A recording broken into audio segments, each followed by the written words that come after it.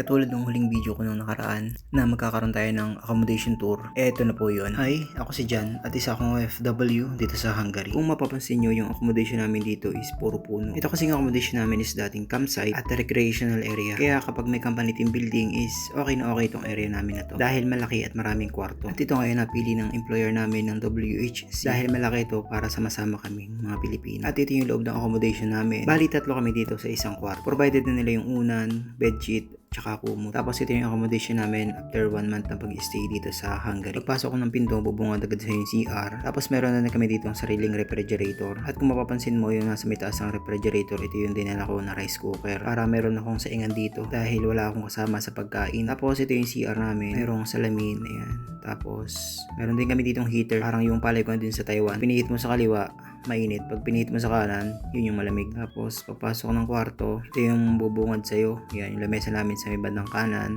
yung higaan ng kasama ko, yung cabinet namin, higaan ng kasama ko, tapos ito yung higaan ko. Naglalagay nga kami dito ng mga kumot sa aming mga higaan para merong privacy. Kasi hindi na kami magkakatulad ng schedule. Merong panggabi at merong pang umaga. Kaya gumawa kami ng mga harang sa aming mga higaan. Ito yung aming rep. Kanya-kanya din kaming lugar dyan sa rep na yan. Tapos dito sa freezer ay share kami. Bali dito namin nilalagay mga pagkain namin, goods for 1 week or 2 weeks. Saka kung mapapansin nyo, marami kaming bottled water, yung mga kulay pink na takip. Dahil dito sa accommodation namin is hindi pwedeng inumin yung tubig namin. Yun lang for today, at kung may gusto pang malaman, comment nyo lang. Like and follow na rin po. Salamat!